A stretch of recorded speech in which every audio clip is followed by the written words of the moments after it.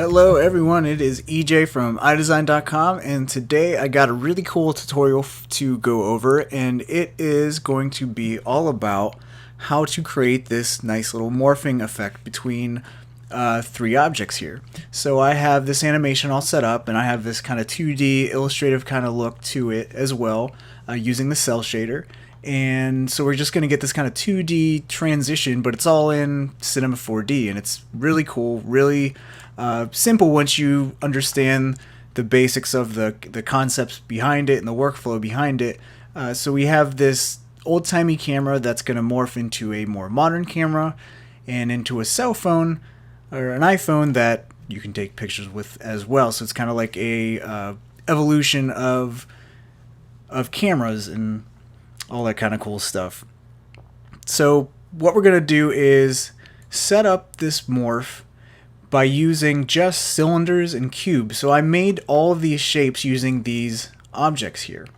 So the important thing to think of is when you're making these object morphs is to try to use the same objects for each of or each element for each object you're making. So you'll notice that these three shapes have this big green part as the major body or piece of of each camera. So you can see the green bit there, and the green cube there, and the yellow bit is being reused. It's the screen, and then it's this little element here on the old-timey camera, and all these cylinders and stuff. So that's something to think of to really sell this kind of morphing effect, is that you build each of the objects you're morphing into from the same kind of elements and pieces of all the other objects. So, and that's what we're going to do. So I have my old-timey camera all set up, and underneath a null here with, it's 4 cylinders, 5 cubes, and I have a shear deformer on here just to add that kind of cool perspective look to the object here. So what we're going to do is we need to morph between those objects, and the way we're going to do this is using a tag that's normally just reserved for character animation or character posing, and that is the pose morph tag. So what the pose morph tag does is it allows you to store information of objects and allow to morph between the information, the changed information that you store in each pose. So each pose, quote unquote, is going to be each object as it's set up. So like this is the iPhone has its own pose, this camera has its own pose, and then this will be our starting pose. So if you add, once you add the pose morph tag on here, you can then select what you want to be stored in this tag for each pose.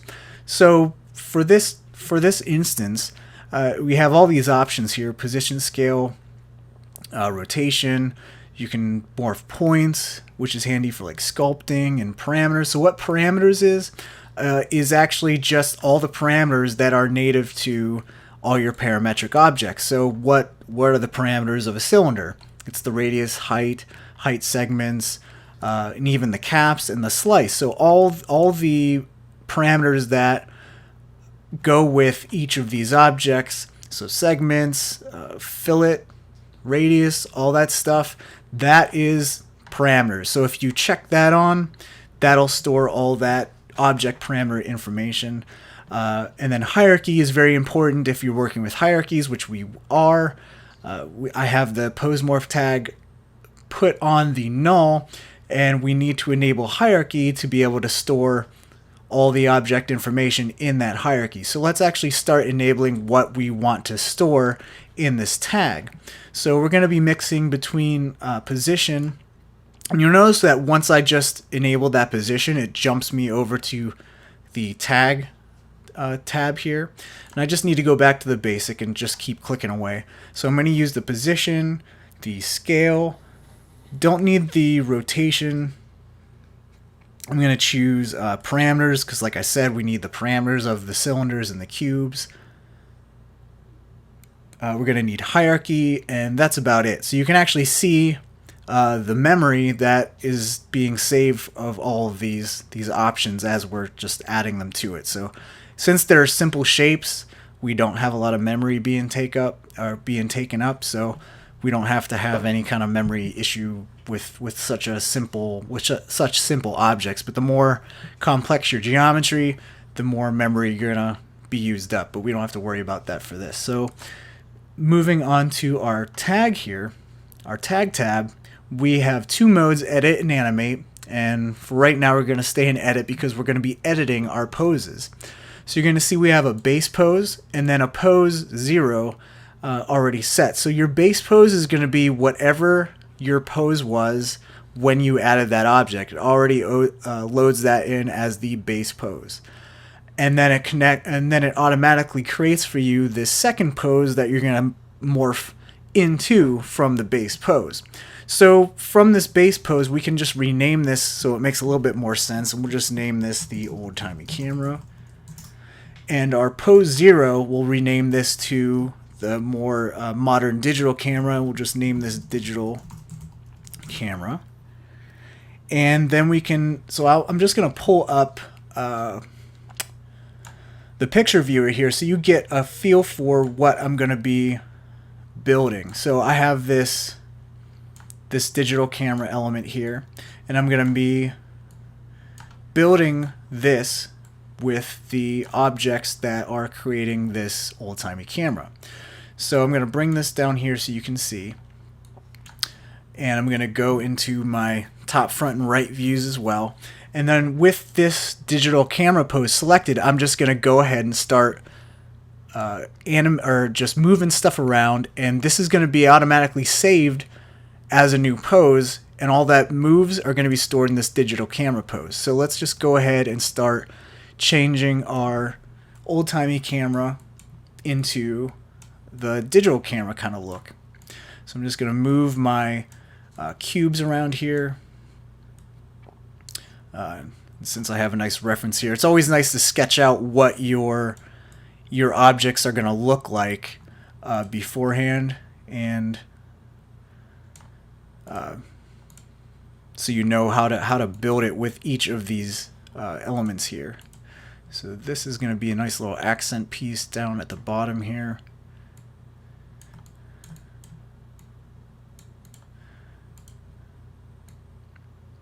So with every movement, and you're noticing that when I'm using these handles, I'm actually changing the size of this object in the parameters. So like I said, when we're saving the parameters as well, see how I'm moving the size and the X? That's being stored in that parameters function in the pose morph. So it's very important that you make sure you have all the parameter or all the options set up in your pose morph tag that you want to record, because if you're not recording the parameters, you're not storing all this object information. So very important. Let's finish building our camera here.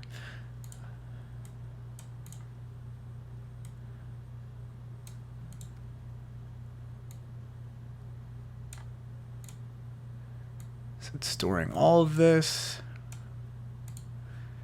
and it even stores the fillet radius stuff, because that's a parameter in our cube object. So that's that little accent piece there. Make this a little shorter, and then what we can do is, so we're going to use these two cylinders here, and instead of going into the radius and height of the parameters of the cylinders, I'm just going to go ahead and just scale it down. But the important thing to note is that to be able to record the scale and position, that if I move this down and I scale this down, I need to make sure that I'm in object mode, or it will not store the scale, because if I just scale it, so make note of these values here. So I'm going to go back to model mode, and I'm just going to scale this down. And I'm going to go back here. See, we still have the same scale values because we're in model mode. We're not actually changing the scale values in this object's coordinates. So I'm going to Command Z that, undo that, and go into object mode. And I'm going to select both these cylinders. I'm going to scale these down. And this is going to be kind of like that red eye, that flash that goes off to get rid of red eye in digital cameras. And you'll notice that since we're in object mode, that then by scaling it down in our viewport, scale down those scale values. So that's exactly what we need. That's stored in that pose morph digital camera pose option there. And we'll just move this back a little bit. And we'll move these two down. This is going to be the little flash part here. And that looks good. And this will be the little shutter release here on our camera. And say we want to just make all of this a little bit wider. We can just go into all of our cube elements here and just scale up in the Z, make everything wider, and that'll be stored as well because we're actually changing that scale values directly in the attributes tab. So that is looking pretty dang good. Let's make sure our yellow bit here is moved all the way back there. Cool. So that looks a lot like what I made previously. And now to make sure that this actually worked, we're going to go ahead and bring the strength down, and we'll see that, okay, cool, everything worked pretty good. So that all those moves, all that movement around in that viewport is stored in that digital camera pose. And if I go to my old-timey camera with my edit mode defaulted to selected, whatever you select is going to jump to that pose so you can then edit it. So if I want to go to my old-timey camera pose and change stuff around, I just click that, jumps to it, make whatever changes I need, and then go to my digital camera pose, and it jumps to the digital camera pose, and I can make any changes I need to this pose as well. So that is my camera pose. Now I need to create a whole new pose to be able to get from this camera, the digital camera, to the iPhone.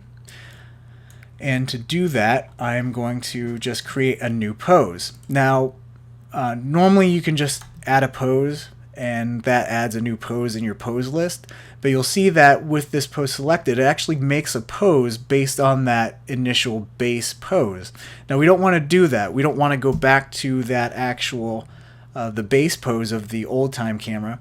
We want to base a pose off of this digital camera pose. So to do that, I'm going to hold down Command or Control on a Windows machine, and I'm going to Command and click the Add Pose.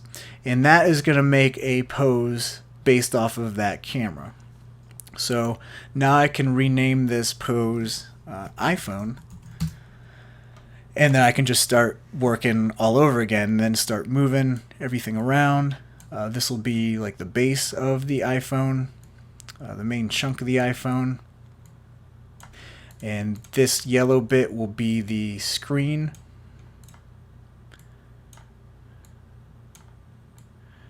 Let's center this up a little bit.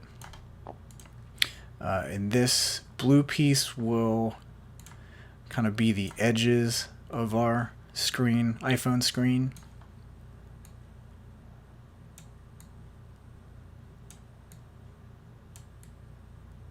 So there's the screen bit, and this will be the screen outline part.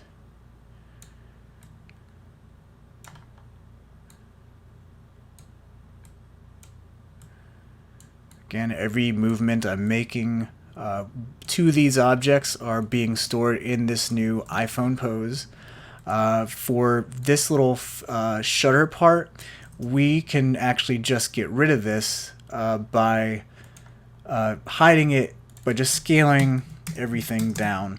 And we can even like move it wherever we want to, so it will store that position and store it scaling down.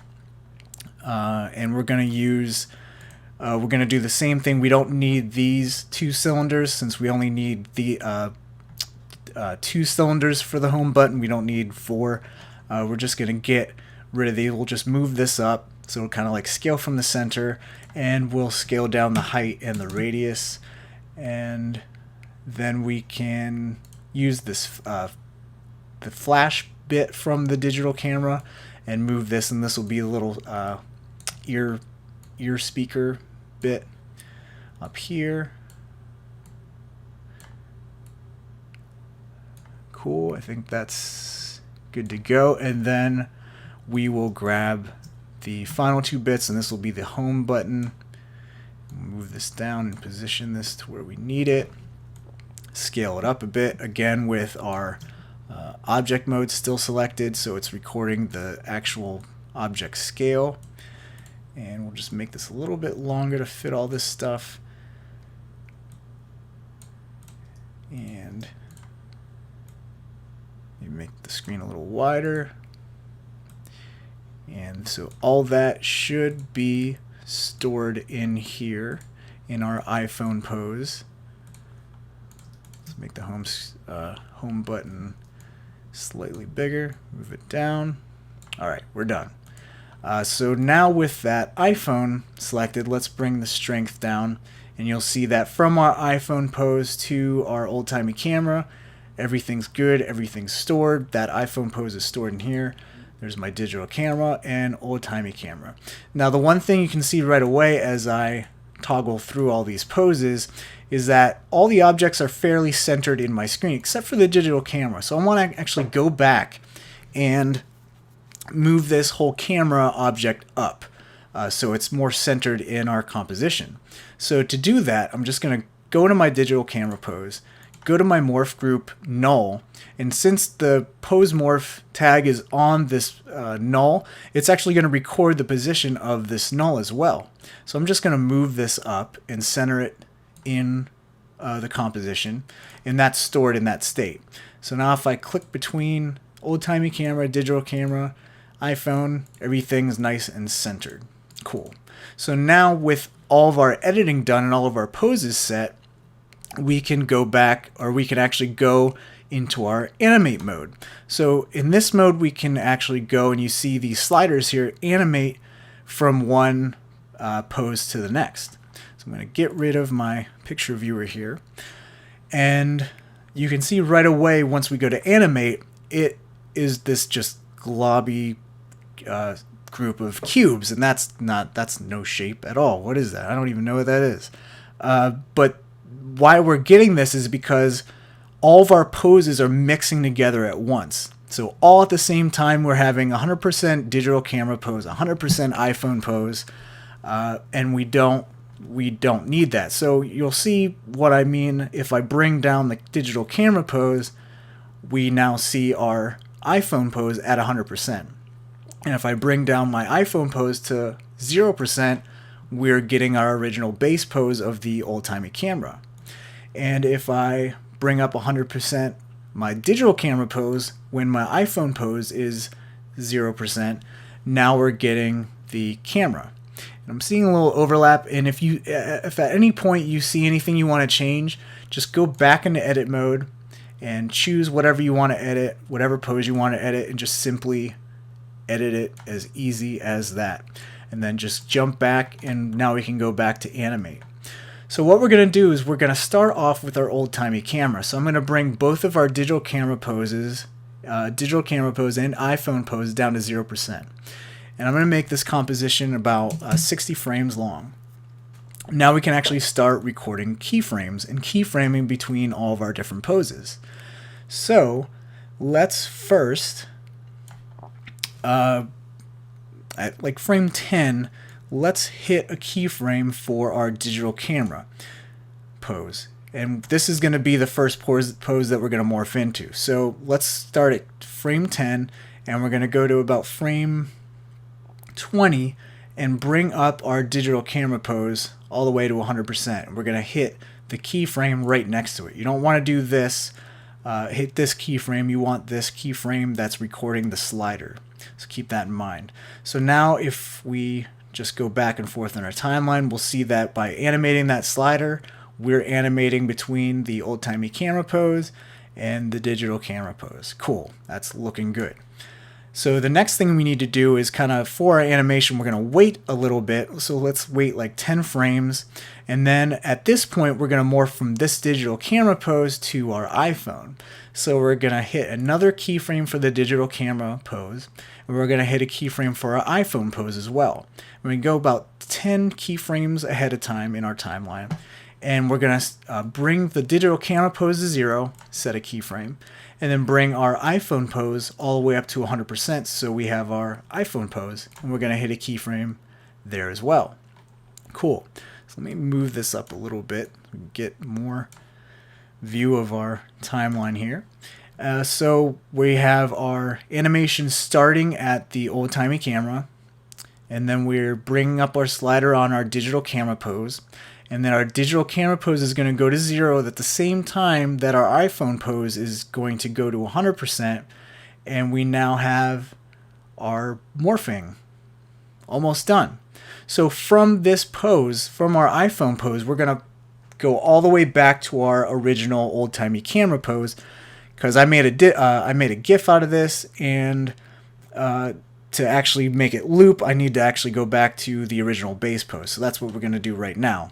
And we're going to do this by simply going ahead of like 10 frames ahead to frame 50, and just bring that iPhone slider down to 0%, hit another keyframe, and that just goes to our original base pose of our old-timey camera. So now if I hit play here, let me just move this down here. If I hit play, we have our morphing happening. And you can see that it's not exactly even, so we need to retime our frames here. So let's see if that looks good. So now we have, well, actually I forgot pose here. So you see how we don't have any pause in our iPhone here. Our iPhone pose. It just goes 100% and then immediately goes back down to 0. So we can easily fix this. We're just going to drag and drop.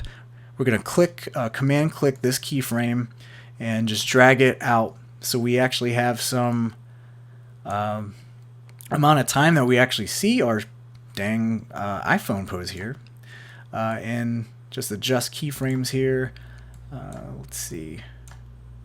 Cool. So now if we hit play, we now have each pose being shown, and we have the little pause here. So each pose kind of lasts like 5 frames, and then in 5 to 10 frames switches to the other pose. Cool.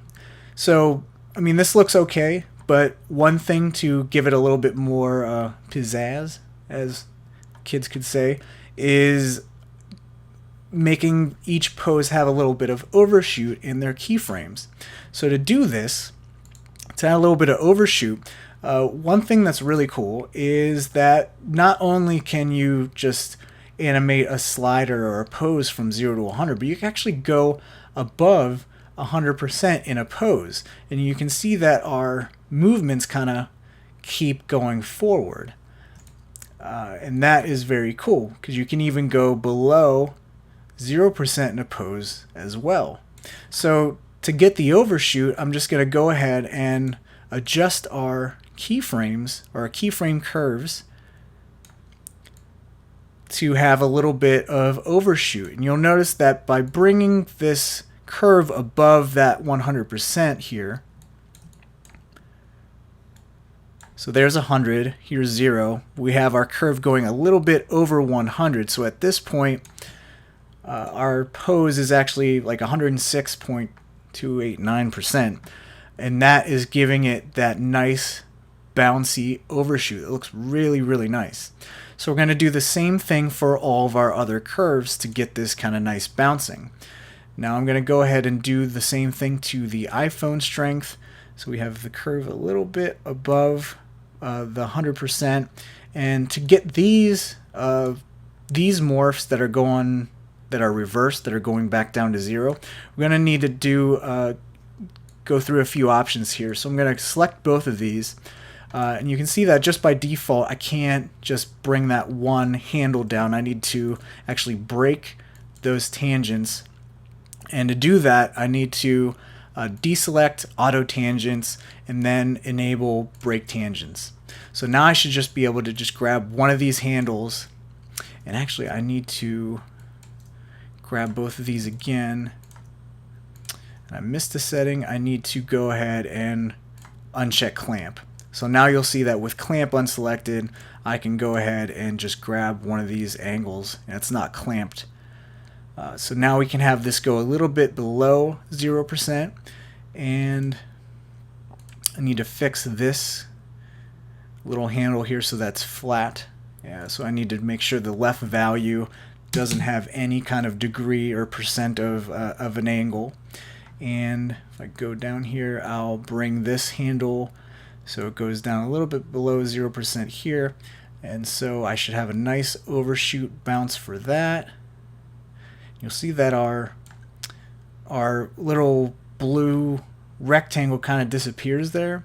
We can go back and fix that, but we have our bounces, our overshoot basically set. So let's go back into the iPhone pose here and see what's going on. Let's go above here. We might need to maybe push this forward a little bit for it to not disappear there. So let's go to our pose morph, and to be able to edit that, we're going to go back into edit mode, and I need to select my iPhone pose right here. So let's see if I can make this not disappear here. One little bug that I've found is kind of weird is that if you have a fillet radius too high, it can make your object disappear at some point. So I'm just going to bring this down to, say, a fillet radius of 1 and see if that fixes that. Because I don't know if it's exactly the fact that it's too far behind here that it's getting lost, or if it's just disappearing altogether. So let's go back into our animate and see if changing the position and the fillet radius made it not disappear. So I think we're good. That fixed that. So keep that in mind when you're working with fillet radiuses. Or you can see even right here, I lost that little accent piece. So that little blue piece is giving me a lot of trouble, being a little pain. So let's go back into our edit mode again. And at this point, we need to go and adjust the little blue piece as it's more posed into our camera pose. And it's a really weird thing, but I think it's that fillet radius that's giving us trouble. So I brought that down to 1. Now let's see if that fixed that. And there we go. It seems to have done the trick. So just a weird little hitch in that I found out it's with that fillet radius. A little pain in the butt, but that should fix everything. And if I hit play, we have all of our morphs. So we have our morph from the old-timey camera to the digital camera and to the iPhone. And with doing that little overshoot of having our pose percentages go above 100% and below 0%, we have this really nice organic-y morph. Looks really, really cool. And again, at any time, if you need to change something, you can go back into the edit menu. But the one thing you'll see is that, okay, if I wanted to change that digital camera pose, since we animated that pose percentage, we're stuck with this right here. And we need to just be able to get to a point where it's fully in that pose to make any edits. And to do that, you just bring that strength to 100% and then just make whatever changes you want, right? So that is just a simple thing to keep in mind. So if I move all this stuff down, and say if I want to make this lens bigger, I can then go back to animate, and all of my pose morph keyframes are still good to go. And I made that edit, and we are set. So Again, keep in mind, once you actually do start animating and you want to go back into a pose to edit it, if your pose is set to 0% in keyframe to 0% at that moment in the animation, just bring it to 100%. Doesn't affect the keyframing at all, and you can just go freely about changing anything you want to. So that is using the pose morph tag for a lot more than just character animation, but doing really simple 2D style animations. In this, this keyframe or this animation, this complex animation with a lot of moving parts, we did this only with 8 keyframes. So that's pretty dang cool and pretty handy, where you don't really need to set keyframes. You just move and build your objects out of these pieces of geometry and just easily morph between all of them using the pose morph tag. So pose morph is really, really handy for 2D animations. You can do a lot more complex stuff with it, but for a 2D workflow in Cinema 4D, throw this into After Effects. And man, if you want to do this kind of animation just in After Effects, have fun with that. But I'm gonna do my thing with the pose morph tag in Cinema 4D and rock out with it that way. So hope you learn something about the pose morph tag and know how to use it in your workflow from here on out. And if you make anything with this, would love to see it. Post it in the comments or whatever, and I will see you in my next tutorial. Talk to you later.